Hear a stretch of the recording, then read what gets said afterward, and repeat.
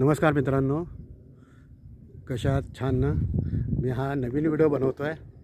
हे पहा, हे जर दिसत असेल ना आपल्याला, तर इथे नवीन स्कीम सुरू होणार आहे.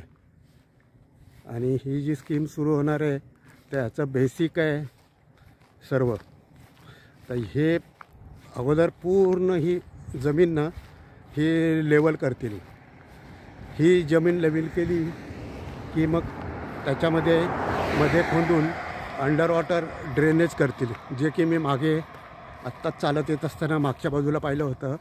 तर तिथे ड्रेनेजचं काम चाललं होतं. म्हणजे अशी जमीन सपाट करून पूर्णपणे ड्रेनेजसाठी खोलवर अशी लाईन खोदतील. त्याच्यानंतर मग रस्ते करतील. इंटरनल रस्ते असतात ते आता दूरवर आहे, तिकडे मला चालत जाणं शक्य नाही दाखवणं. तर रस्ते करतील. रस्ते केल्यानंतर मग त्याचं प्लॉटिंग ऑलरेडी त्यांच्या मॅपप्रमाणे चाललेलंच असेल, नाही असं नाही. पण मग प्लॉटिंग करून मग ते त्याच्यावर ते हे करतील, बेसमेंट करतील. आणि बेसमेंट झालं की मग घर उभं राहायला सुरुवात होईल. हे पाय, हे असं जे दिसतं आहे ना, हे आत्ता लेवलिंग चाललेलं आहे. आणि हे कडेचं अगदी मे बी रस्त्यासाठी असेल, माहिती नाही मला. तर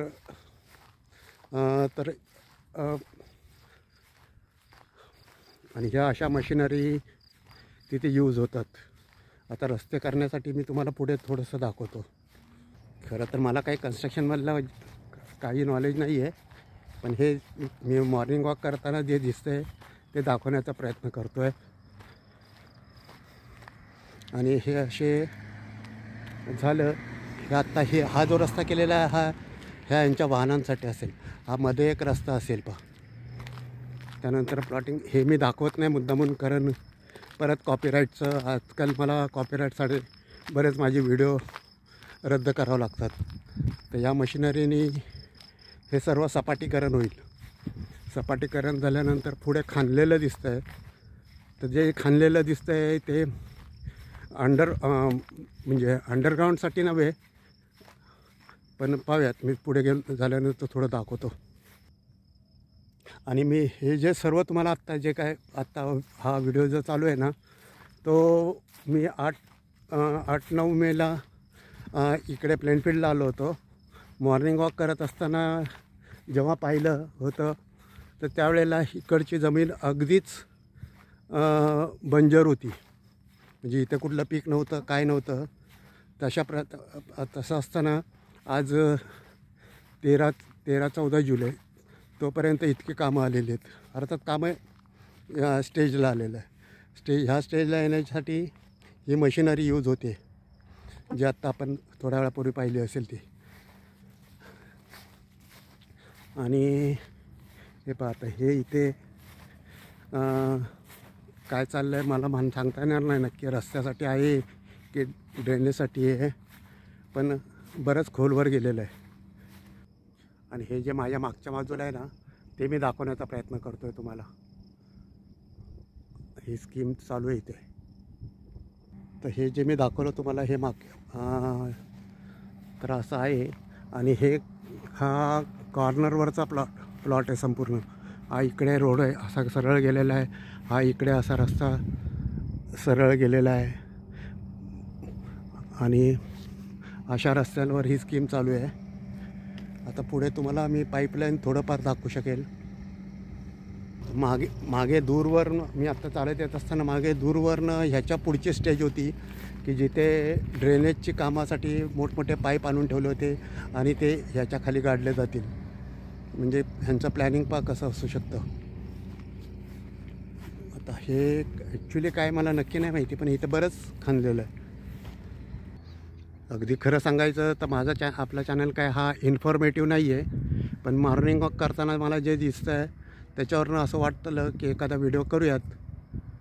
झाला चांगला तर झाला. हे पाहिजे.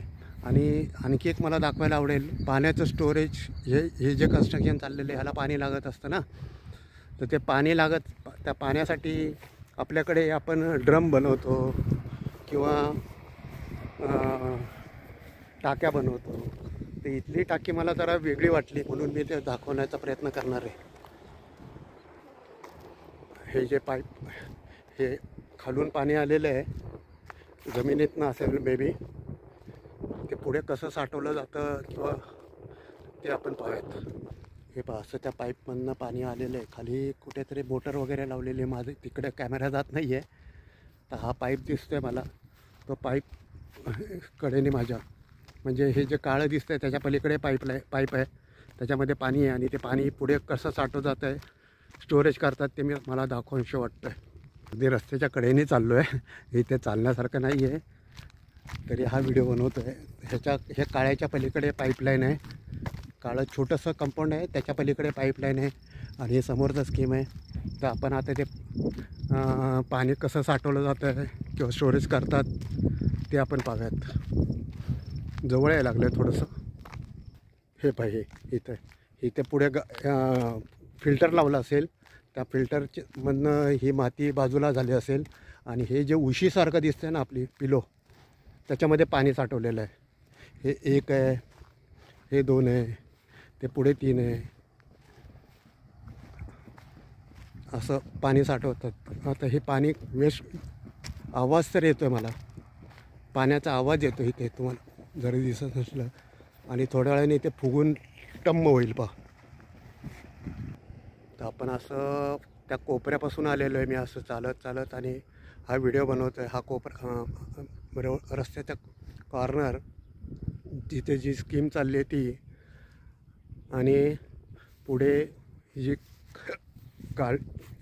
खाल्ल्यानंतर काळी माती निर्माण झाली आहे, त्याचे असे ढीक करून ठेवलेले आहेत पहा.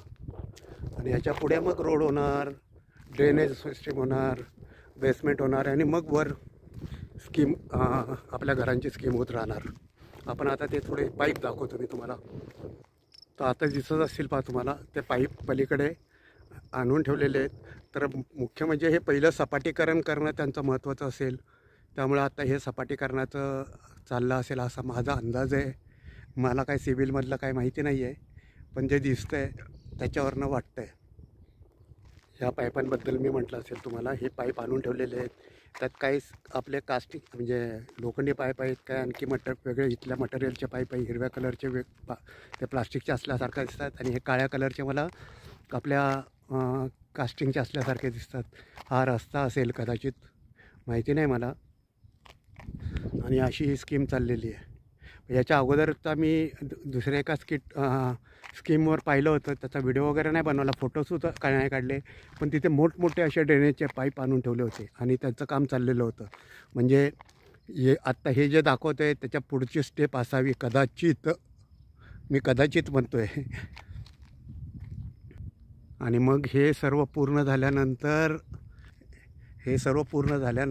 मग त्याच्यावर लाकडाची घरं बांधली जातात. जे मी माझ्या बऱ्याचशा व्हिडिओमध्ये इथे लाकडाची घरं कशी असतात आणि कशी बनवलं जातात ते दाखवण्याचा प्रयत्न केलेला आहे. पूर्णपणे लाकडाचं घर असतं, फक्त बेसमेंट कॉन्क्रीटचं असतं, अदरवाईज पूर्ण घर हे लाकडाचं असतं. आणि त्या लाकडाच्या घरांना 100 वर्षाची गॅरंटी असते, असं मी वारंवार सांगतो आहे. हे समोरचं घर दिसत असेल, हे नेबरहूडच आहे, ते तिकडे सोसायटी निर्माण झालेली आहे आणि ते पूर्णपणे वापरात आलेलं घर आहे. आणि हे घर जर तुम्हाला दिसत असेल तर पूर्णपणे लाकडाची घर आहे तिथे. हे पहा, हे स्कीम चाललेली आहे.